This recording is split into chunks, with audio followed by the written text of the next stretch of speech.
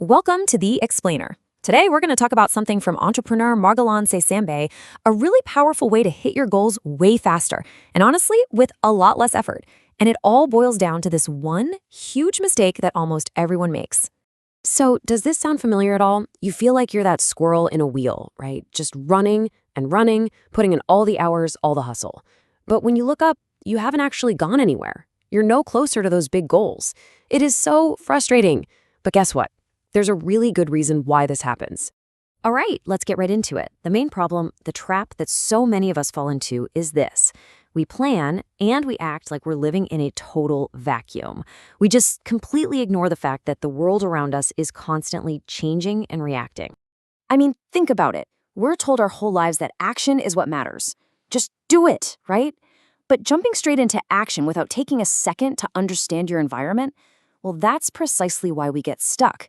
It is literally like hopping in a boat and paddling like crazy without ever checking which way the current is going. Okay, so how do we fix this mess? It all starts with understanding this one really crucial idea.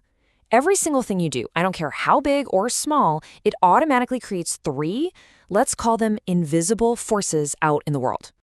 And this goes back to something you probably learned in high school physics, right? Newton's third law. It's not just for science class, though. It applies directly to your goals, your ambitions. Any move you make is going to get a response from the world. It has to. Your action is the cause, and the world's reaction, that's the effect. So that reaction from the world, it breaks down into these three forces. First up, you've got counteraction. These are the forces that push right back against you. You know, like in the example, your spouse wants to stay in for dinner. Then you've got assistance. These are the forces helping you out, like your kids who are totally pumped for a movie. But this third one, interaction, this is the secret sauce. These are the neutral parties, the ones just kind of watching. And here's the absolute key. Success isn't about just steamrolling the opposition. No, it's about winning over those neutral forces, the people who are just watching from the sidelines. You've got to persuade them to join your side. I mean, back to the movie night example, if you can convince your parents that a movie is a great idea, that debate is over. You've won. This all leads to maybe the most powerful idea in this whole framework. Real, lasting success is not about brute force. It's about being smart, about intelligently using the world around you so that it does the heavy lifting for you. I love this rower analogy because it just perfectly captures the two ways of doing things. You can either row 24/7 against the current, exhausting yourself and going nowhere. Or you can be smart, find the right current, and let the river itself do most of the work. And that is the goal. You want to engineer things so that your personal effort is only, say, 20% of the equation. The other 80%, that should be coming from all those external forces that you've managed to align in your favor. We're talking market trends, public opinion, just perfect timing. That's the river's current working for you. Think about it like being a fisherman. You could be a lucky fisherman who just shows up and hopes for the best.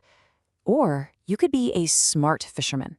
The smart one studies the weather, the time of day, what the fish are biting on. They basically guarantee their success before they even cast their line, because they've aligned all the circumstances. Okay, so let's get super practical. How do we turn this into a real, actionable plan? This is exactly how you shift from that old just do it mindset to a much more powerful do it right strategy. Step 1, and you can't skip this. You have to get brutally honest with yourself about your true intention, your real motivation. I'm not talking about the goal you write down on paper. I mean, what do you really, really want deep down? This is so critical because it aligns your logical brain with your subconscious. And that's where the real power is. And look at this comparison. It shows the difference perfectly. If your intention is earning money from teaching, you're focused on what you can get. It's about extraction. But if your intention is teaching people and earning money, see the shift? Your focus is now on giving value, which then naturally brings the reward to you. It seems like a small change in wording, but believe me, it changes everything. All right, so once you've got that internal intention locked in, now it's time to look outward. You have to analyze the world around you, and you do that by asking three really important questions, and you ask them before you make a move. These questions, they force you to just stop and look around. You're basically asking, is this the right time for this? Am I in the right place? And are things generally working in my favor? You know, is the wind at my back, or is it blowing right in my face? This is how you find that current we've been talking about. So here's the whole process laid out. You start inside with your intention. Then you look outside and analyze the forces. Only then do you actually make a plan. And finally, you act. But now your action is purposeful and informed. This whole thing makes sure your effort gets amplified instead of just wasted. When you really start applying this, it leads to this huge shift in your mindset. It's really a whole philosophy of success, and it's actually inspired by the ancient wisdom you find in Sun Tzu's The Art of War. The goal here is to create what you could call a breaking point. Imagine you're bending a piece of metal. It resists, and it resists, and it resists, and then all of a sudden, pop, it just gives way. That's what you want to do. You want to line up so many of those helpful and neutral forces on your side that any opposition just collapses without you even having to fight. And that right there, that's the ultimate victory. It's not about being the strongest fighter in the room.